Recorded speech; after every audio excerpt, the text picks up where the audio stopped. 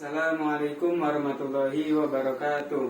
Perkenalkan, nama saya Teguh Valentino Setiawan. Saya dari jurusan Bahasa dan Sastra Arab semester 2 kelas B. Di sini saya akan memenuhi tugas mata kuliah ilmu nahwu, yaitu menjelaskan ataupun mempresentasikan terkait dari MK tersebut, yaitu dengan judul Pandangan atau Pemikiran Penetapan Kaidah Nahwu menurut para ulama terhadap linguistik Arab. Alangkah baiknya kita mengetahui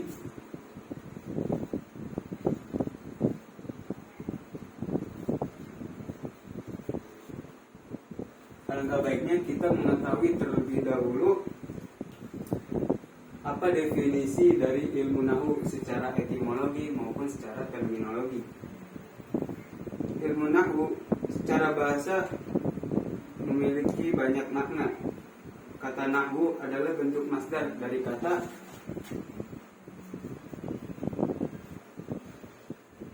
naha, yang memiliki berbagai macam makna. Namun makna utamanya adalah al-qasdu.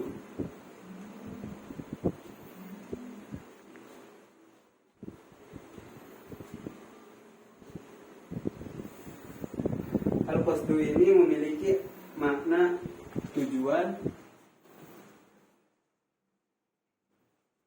arah,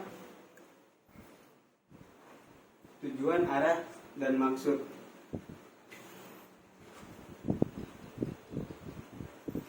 Itu adalah definisi ilmu nahwu secara etimologi maupun secara bahasa.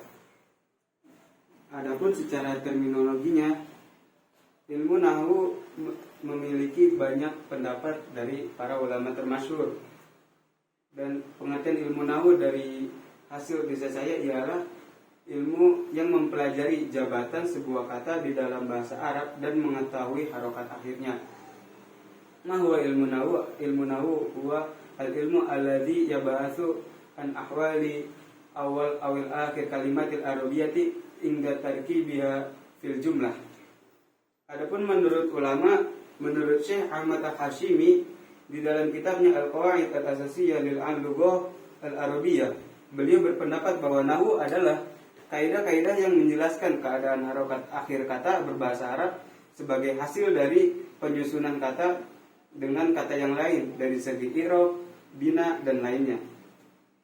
Nah, itu adalah pengertian ataupun definisi nahwu secara bahasa maupun secara terminologi. Setelah kita mengetahui definisi tersebut, tentunya alangkah baiknya kita mengetahui pula sejarah ataupun asal usul dari ilmu nahwu.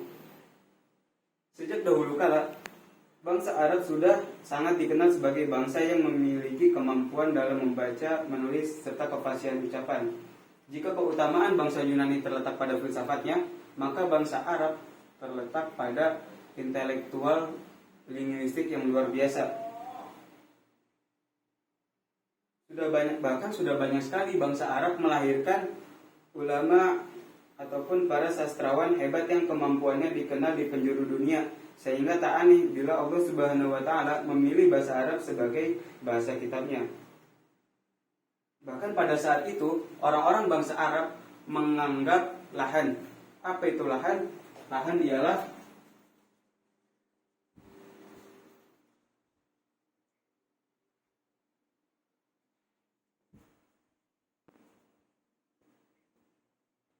lahan itu ialah kesalahan berbahasa.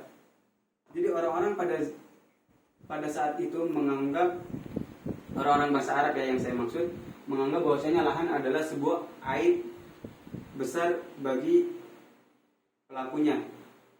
Lalu setelah Rasulullah turun dengan membawa agama Islam di tengah-tengah bangsa Arab, beliau menyebarkan agama Islam hingga tersebar ke berbagai penjuru jazirah Arab.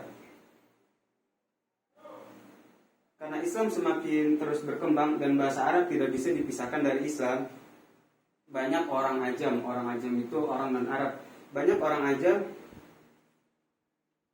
yang mencoba untuk berbicara menggunakan bahasa Arab, sehingga kondisi ini tuh menjadikan banyak orang ajam yang mengalami lahan. Bahkan dari kalangan bangsa Arab sendiri tuh mengalami lahan gitu. Bahkan banyak pula kaum muslimin yang mengalami kesalahan membaca dalam membaca Al-Quran.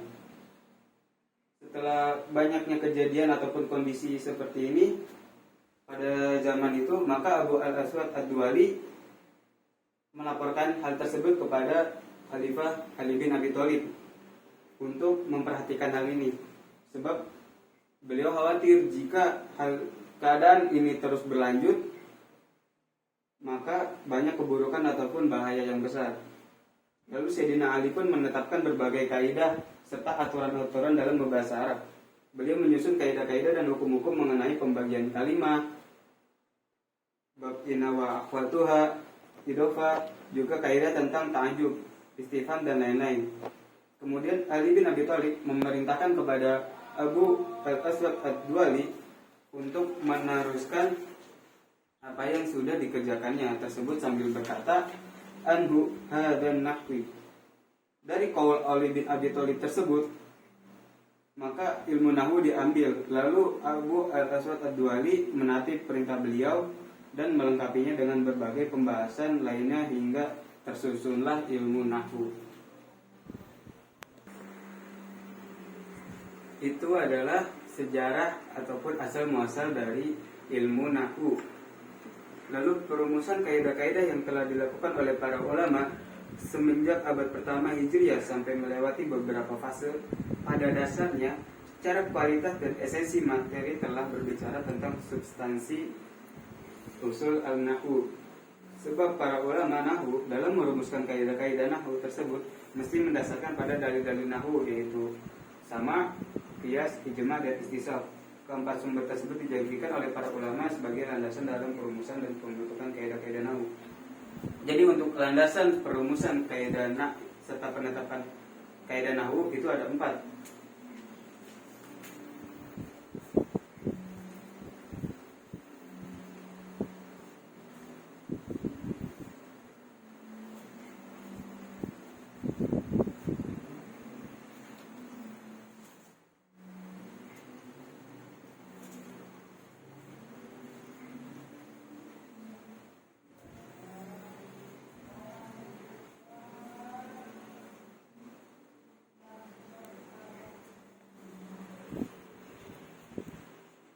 Ya, jadi untuk landasan perumusan ataupun penetapan kaidah nahwu itu ada 4 menurut para ulama. Sama, qiyas, ijma, serta istisab.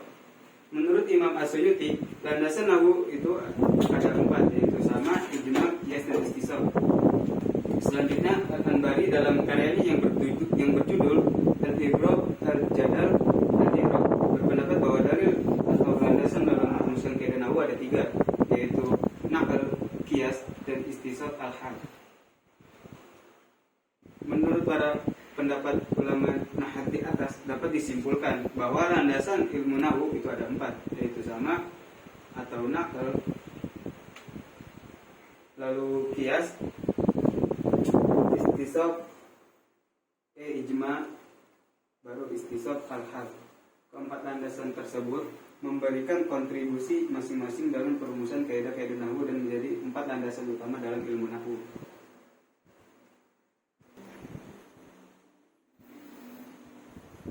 Seperti yang tadi sudah dijelaskan, bahwasanya landasan penetapan kaidah ilmu nahwu itu ada 4, sama, qiyas, ijma, istisab. Sama menurut bahasa adalah bentuk masdar dari kata sami'a yasma'u yang artinya mendengar. Menurut Ibnu Manzur menjelaskan bahwa sama mengandung beberapa makna.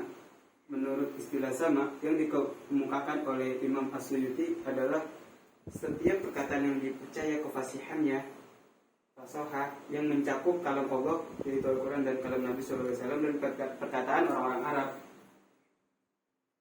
sampai rusaknya lisan karena non-Arab yang masuk. Dalam hal ini Al-Anbari mengatakan bahwa tidak termasuk dalam definisi jika perkataan tersebut dari non-Arab. Al-Anbari mensyaratkan perkataan-perkataan yang diambil harus memenuhi standar fasih dan tidak syadz. Ibnu Manzur menjelaskan bahwa sama mengandung beberapa makna. Pertama, al-udhunu, telinga. dalam surah Al-Baqarah ayat 7, khatamallahu ala qulubihim wa ala sam'ihim wa ala absarihim ghishawatun wa lahum adzabun adzim.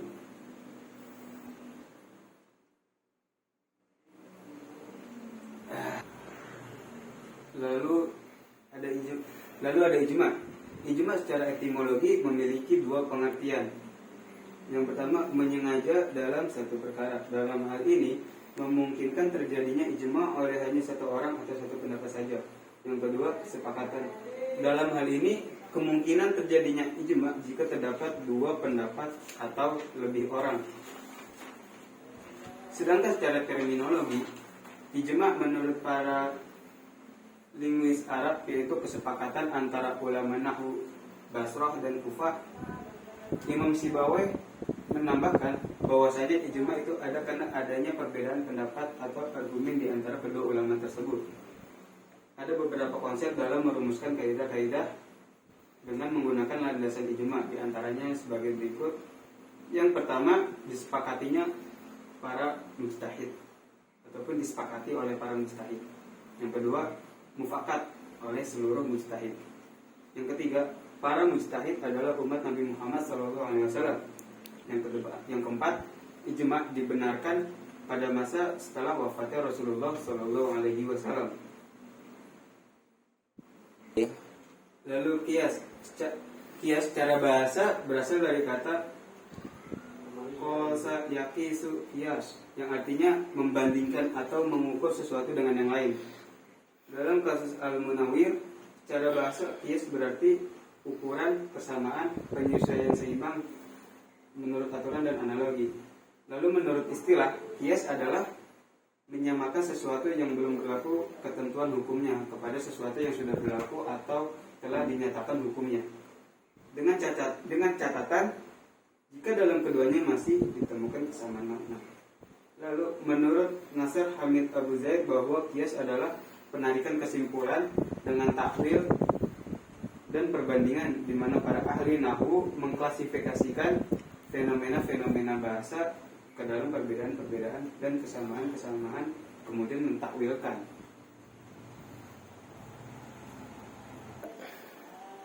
Lalu ada pula contoh kasus dalam penetapan kaidah nahwu, seperti halnya boleh diterapkan untuk asal sesuatu yang tidak ditetapkan untuk fari. Contoh, ulama Kufah memperbolehkan pemakaian abyad dan aswad dalam igof ta'ajub dengan mendasarkan pada nakal dan kias. Lalu tidak ada penghilangan kecuali dengan dalil. Contoh, asal huruf jar adalah beramal tanpa dihilangkan kezohirannya. Huruf jar ini baru dihilangkan jika mempunyai pengganti iwat, seperti waw qasam yang terletak sesudah alif istifham, seperti dalam contoh Allahumma fa'il, dan atanbih seperti dalam contoh fa'altuha Allahumma, karena keduanya menjadi pengganti dari huruf qasam. Lalu saya akan menjelaskan sedikit biografi dari menurut ulama masyhur, beliau adalah perumus ilmu nahwu, yaitu Abu Aswad Ad-Duali.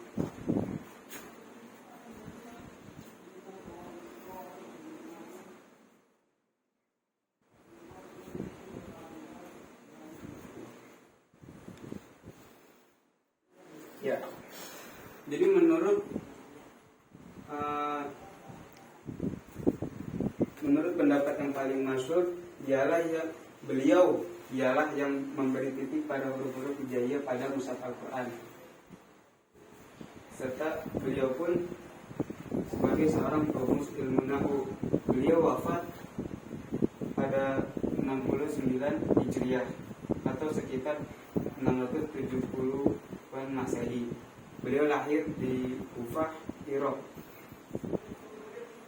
Beliau adalah seorang yang faqih serta ahli syair dan ahli bahasa Arab, termasuk seseorang yang bagus usulnya dan kecerdasannya serta pemikirannya.